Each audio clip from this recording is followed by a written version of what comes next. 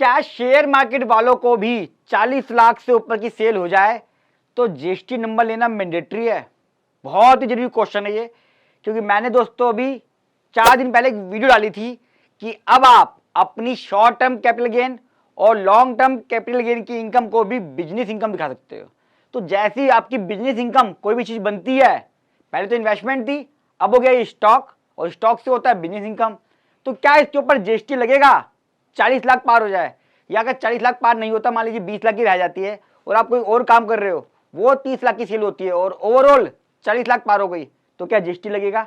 बड़ी important video है India के इकलौते प्रैक्टिकल चैनल एक्सपर्ट सी सचिन पर। और सभी को मेरा नमस्कार। वीडियो का डिस्क्रिप्शन में लिंक डाल दिया है कि बिजनेस इनकम दिखाने के लिए जो 6 पैरामीटर है उसको कैसे किया जाए, और 3-4 टॉपिक और बनाऊंगा, सेम अकाउंटिंग दिखाऊंगा, आईटी कैसे भरेंगे वो चीज करूंगा। चैनल को सब्सक्राइब कर लें अगर फर्स्ट टाइम आ रहे तो। चलिए मैं आता हूं GST on business income in share market. बड़ी इंपॉर्टेंट वीडियो है दोस्तों। वैसे तो मैं जीएसटी पे काफी सारी वीडियो बना चुका हूं, मोटा मोटा बता देता हूं कि आपको अगर सर्विस इंडस्ट्री में हो तो आपको एक फाइनेंशियल ईयर यानी कि 1 अप्रैल से 31 मार्च चेक करते हैं, एक फाइनेंशियल में 20 लाख की सर्विस के बाद जीएसटी नंबर लेना पड़ता है ओवरऑल। गुड्स के केस में 40 लाख की लिमिट है, यानी कि मान लो मैं लैपटॉप बेच रहा हूं तो है, मैं कुछ मैन्युफैक्चरिंग कर रहा हूं तो है, मैं कुछ ट्रेडिंग कर रहा हूं तो है, तो 40 लाख की लिमिट है। फिर जीएसटी नंबर लेना मैंडेटरी है आपके लिए, अगर उस पर जीएसटी लगता है तो। डिटेल में उतारा, सीरीज है पूरी, चेक कर लीजिएगा, डिस्क्रिप्शन में लिंक है। अब मैं बात करता हूँ F and O intraday.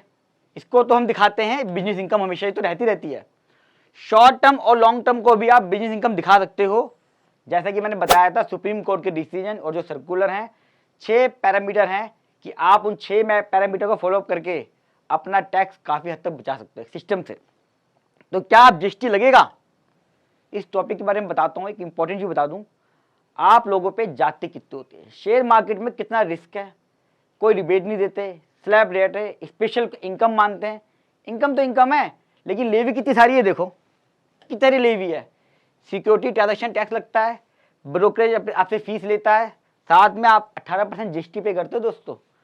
Demat के चार्जेस अलग से, सेबी की टर्नओवर फीस वो भी लगती है, स्टैम्प ड्यूटी वो आप पे करते हो शेयर पे, ट्रांजैक्शन चार्जेस अलग।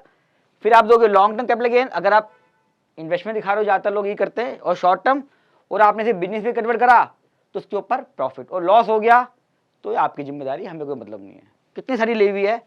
थोड़ा सा मुझे लगता है शेयर मार्केट को बढ़ाना है, इंडिया को बूस्ट करना है, थोड़ा सा जो डिस्क्रिमिनेशन है, क्या वहां रिबेट देंगे वहां नहीं देंगे, इनकम इनकम है, चाहे वो क्रिप्टो की क्यों ना हो, चाहे वो वीडियो गेम की क्यों ना हो, चाहे वो ऑनलाइन गेम क्यों ना हो, चाहे वो लॉटरी क्यों ना हो, मैं कहता हूँ चाहे कैसीनो की भी क्यों ना हो, रिबेट सब पे मिलनी चाहिए। स्पेशल इनकम क्या है, इनकम इनकम में सब कमा रहे, क्या फर्क पड़ता है उससे। रिस्क हाई है इसलिए नहीं दे रहे, अरे हारते हुए तो आदमी कितने फंसता पैसा, फिर वो कहां से दोगे आप। चलिए इमोशनली बाहर आता हूं। अब दोस्तों मैं जब जीएसटी की बात करता हूँ कि जीएसटी लगेगा अगर आप एफ एंड ओ कर रहे हो शेयर मार्केट में, सेक्शन 2 सबसेक्शन 52 है सीजीएसटी एक्ट 2017 का। क्या कहता है, डेफिनेशन कहता है, goods means any movable property, कोई भी मूवेबल प्रॉपर्टी एक्सेप्ट यानी कि other than money and securities. तो हर चीज मैंने डिटेल में लिखा है डेफिनेशन, मोटा मोटा क्या कहता है वो, पैसा यानी कि नोट और सिक्योरिटीज। तो जो हम शेयर मार्केट में काम कर रहे हैं सिक्योरिटीज हैं, और भी बहुत सारी चीज होती है सिक्योरिटीज में आती हैं। डिटेल के बारे में बता रहा मैं, सिक्योरिटीज की डेफिनेशन अलग कभी बात करेंगे।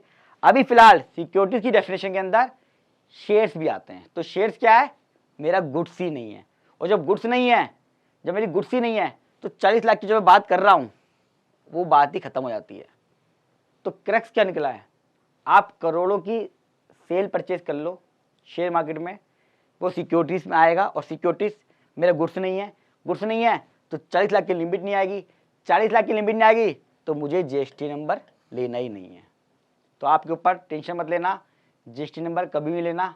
हाँ, ब्रोकर जो होता है, जो आपका करता है, वो तो जीएसटी चार्ज करता है, लेकिन वो भी शेयर मार्केट काम करता है दोस्तों। वो सिक्योरिटी को सेल और परचेज नहीं करता, उस पर जीएसटी नहीं लगाता, वो अपनी हमेशा सर्विस पे जीएसटी लगाता है, तो वो जीएसटी में रजिस्टर्ड होगा। मान लीजिए आप शेयर मार्केट में काम कर रहे हो, आप सेल परचेज भी कर रहे हो, लेकिन आप पोर्टफोलियो मैनेजमेंट सर्विस देते हो, या कोई भी ऐसी चीज दे रहे हो जहां पे सेल और परचेज सिक्योरिटीज की नहीं है, यानी कि शेयर्स की नहीं है, तो क्या होगा, वो आएगा आपका कंसल्टेंसी सर्विस में, मैनेजमेंट सर्विस में, बिजनेस सपोर्ट सर्विस में, और आप उस पर जीएसटी लोगे, यस उस पर जीएसटी लगेगा। 20 लाख की लिमिट में काउंट होगा वो। अगर 20 लाख से ऊपर जा रही है तो जीएसटी आपको लेना पड़ेगा। Only sale and purchase of share पे जीएसटी नहीं है। एक दो एग्जांपल आपको देता हूं मैं, बड़ा प्रैक्टिकल बता रहा हूं मैं आपको आज। देखो क्या है, बेसिक चीज तो है ही, लेकिन प्रैक्टिकल जब पता चलता है ना 5-6 चीजें एक साथ 5 मिनट की वीडियो में मजा आ जाता है। एग्जाम्पल, ऐश्वर्या ने 39 लाख रुपए की शेयर सेल करे, साथ में उसने कंसल्टेंसी ली 3 लाख रुपए की दी।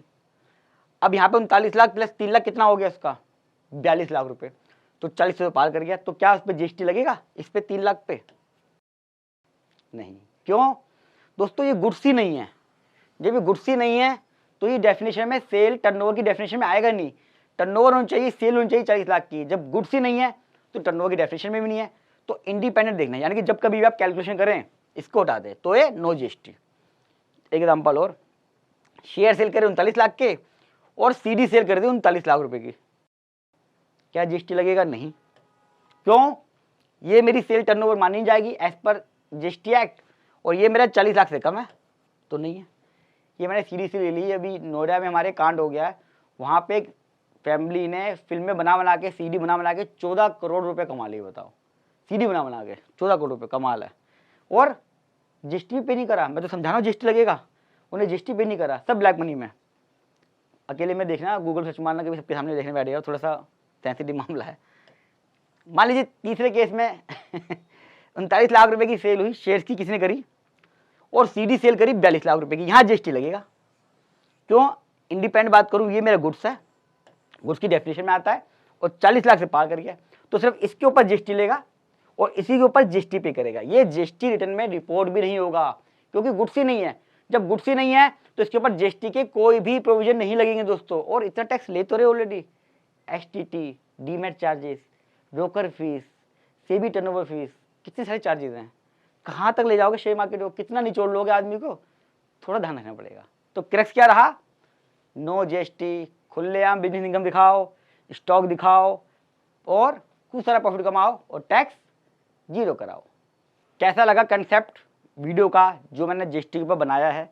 अच्छा और प्रैक्टिकल लगा हो तो जरूर बताइएगा, साथ में लाइक कीजिएगा। फर्स्ट टाइम आया चैनल पर सब्सक्राइब कर ले, इंडिया का इकलौता प्रैक्टिकल चैनल। और अब ITI पे बहुत सारी वीडियो डालने वाला हूँ प्रैक्टिकली कैलकुलेशन के साथ, तो आपको बड़ी हेल्प मिलेगी। और जितना हो सके दोस्तों इस वीडियो को शेयर करने। जो पिछली वीडियो डाली थी मैंने बिजनेस इनकम वाली, बहुत सारे कमेंट आ रहे थे कि सर जीएसटी नंबर लेना पड़ेगा, मेरा कंसल्टेंट कह रहा है जीएसटी भी लग जाएगा, स्टॉक में नहीं दिखा सकते, गलत है, ये वो है। ये वीडियो बड़ी हेल्प करेगी। लीगली पता होना चाहिए। देखो जो मर्जी आप करो वो आपका मैटर है, पर लीगली आपको पता होना चाहिए कि सही क्या है और गलत क्या है। मैं सही करूंगा तो क्या होगा, गलत करूंगा तो क्या होगा। कम से कम मेरे चैनल से आपको चीज़ें पता चलती हैं। मिलूंगा जल्दी अगली वीडियो में, तब तक नमस्कार।